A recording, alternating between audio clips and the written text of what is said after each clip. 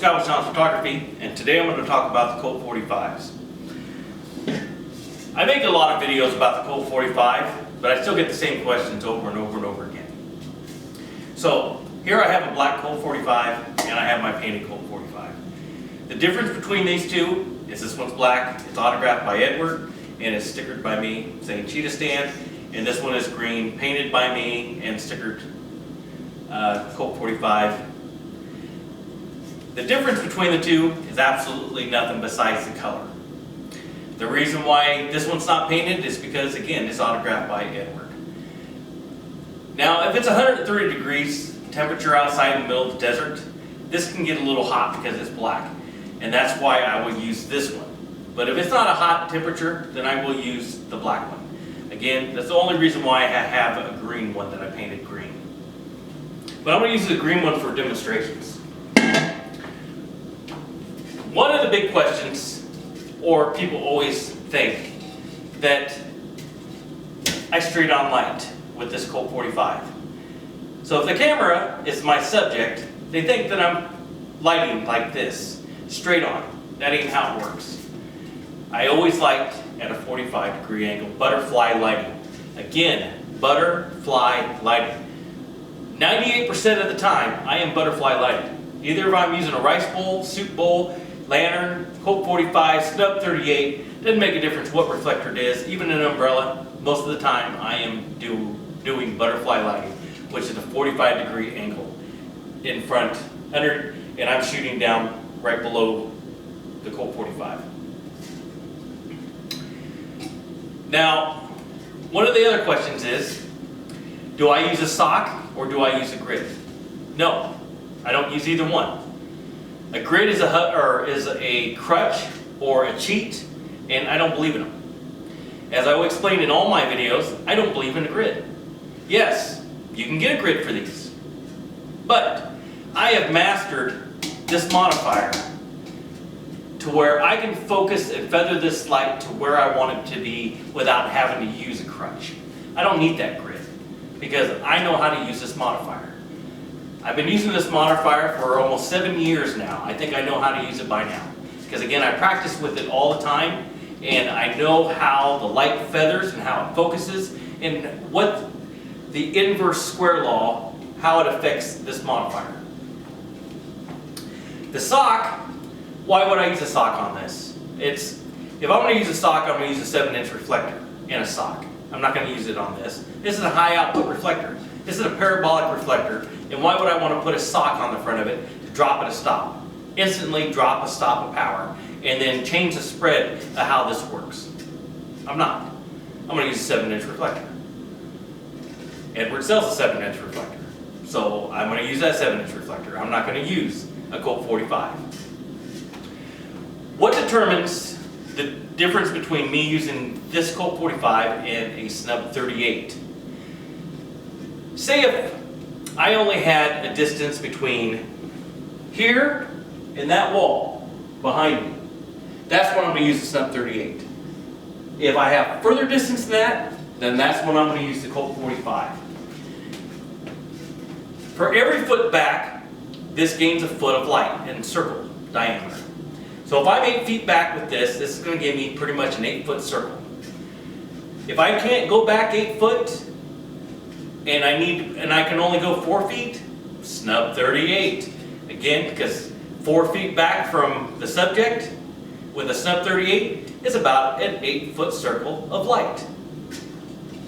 That is going to determine between which one I'm going to use. Now, we can't really put this against any kind of modifier. But if we do, we'll just put it against the Max 20 or the rice bowl.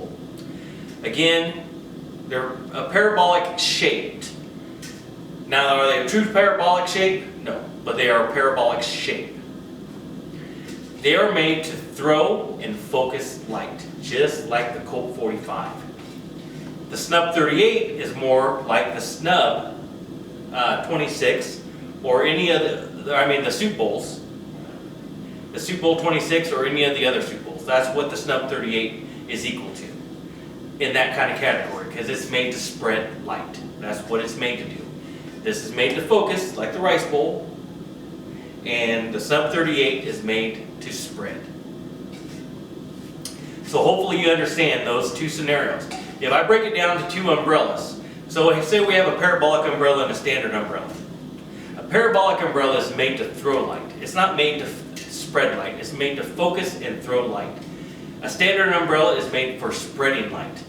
That's the one you're going to use if you're going to be doing close-up, 4 feet away, whatever like that. But if you're going to be farther away, that's when you're going to use a parabolic umbrella. Again, learn how to use the modifiers and understand what they are used for. That is another key. One of my biggest pet peeves is people lighting the ground. I don't understand why they like the ground. I don't know why they can't learn how to feather the light or how to aim the modifier so it's not lighting the ground. I see these beautiful wedding pictures. It's got this beautiful sky behind them, and it's dark or darker scene, and all of a sudden you see them and you see the background, and all of a sudden your eyes focus straight to the ground because the light is equal to the lighting on the face. And the ground has less contrast in it, so therefore it looks brighter, therefore your eye just focuses to the ground. Learn how to feather your light. Like if I'm using the Colt45 and it's at a 45-degree angle and it seems like I'm lighting the ground, all I have to do is move the modifier up. That's all I have to do. Same 45-degree angle, just move it up. Because the inverse square law is going to play in that situation. The light is going to fall off a little faster to the ground and therefore give you a gradient from the waist down, and that's what I want. I'm not trying to light the ground. I don't care what their feet look like. My main focus is the face in this area here. If the dress is here and the face is here, that's what I want to capture. If I just want to capture the face, that's another area I just want to capture, but it falls within this area. That's where I want to light. I don't want to light the ground. So the other thing is, like I see when you see people lighting on the beach, and they got this beautiful sunset in the background and everything, and they got the model laying across the beach and she's wearing a bikini. And all of a sudden, there's a big ring of light right in front of her face. And it's bright, it's equal to her face. That's just poor lighting. That's because you haven't mastered the modifier. Again, you want to practice with these things. If you have a soup bowl, you want to practice with it. You don't just go out there and just point a light at somebody and think, well, I'm going to get nice exposure. Well, yeah, you are, but learn how to feather it. Learn how to control it. That's what makes you different between one photographer and another photographer. So say if I'm lighting a person on the beach, like I was discussing earlier. And, okay, I have this light like this, and they're down here. And I'm lighting the ground. I don't want to light the ground. So I might try the modifier up a little higher. But then it changes the way it looks. And it's not lighting properly. So what I'll do, instead, I won't point this straight at them. I will tilt it up at a little bit of an angle, and a little bit higher, and I will capture the spread of light. Not the focus of light, the spread of light. Because light only goes straight. It does not curve around things. It goes only straight, and it spreads out this way once it comes out the front face of this modifier. So if I tilt it up just a little bit above the model, I am going to light with the spread of light. I'm going to use a lot more power because I have to light them, because the focus of light is through the center and it's actually going straight out where it's not hitting them at all compared to the spread of light. So that's what I'm going to use, the spread of light, and the spread of light is going to fall off fast. So understanding that. One of my shots, I do a dramatic shot where the model is squatting on the ground. So say their head, this is about where their head level is. My Colt45 is about this high off the top of their head. Now I am metering for the top of the head. I am not metering for the face, I'm not metering for any part of the body. I'm only metering for the top of the head. So therefore the inverse square law, the light in close, falls off fast. So by the time this light hits the ground, it's already black. I do not have to change a white background to black to get the ground black, or the background to turn black. Inverse square law. Learn how to use the inverse square law and learn how to feather your light to control that inverse square law. So if I exposed anywhere else on the body, you're going to see the light pattern on the ground. You're going to see the background turn a little grayish, and it's not going to be completely black. And that's not what I'm looking for. I'm going to expose for the top of the head. So therefore, the inverse square law works with me, so I can get that really nice dark light to black.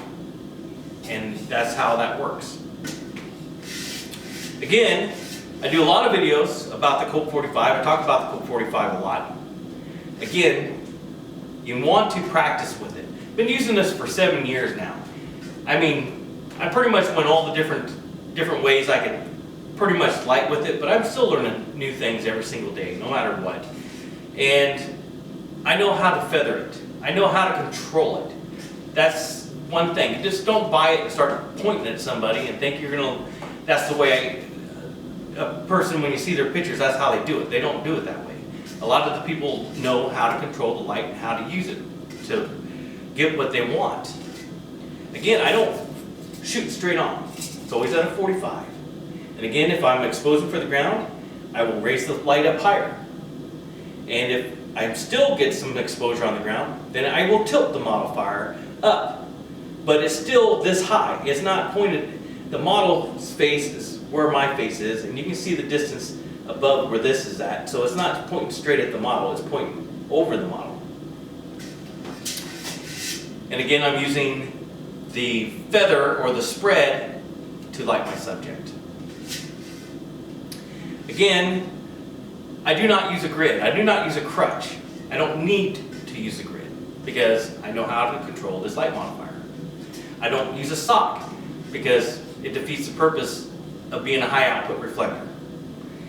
If I want to use a sock, set 5-inch reflector, 7-inch reflector, 9-inch reflector, anywhere in there. That's where I'm going to use it. Snub 38, I'll use the sock on the Snub 38, but I will not use it on the Colt 45. I will use a grid on the Snub 38, but I won't use it on the Colt 45. Again, it defeats the purpose of what this modifier was made for. And that's the reason why I do not use a sock or a grid on a Colt 45. Again, this is the Colt 45 by Cheetahstand. My name is Scott with Shoms Photography, and thank you for watching.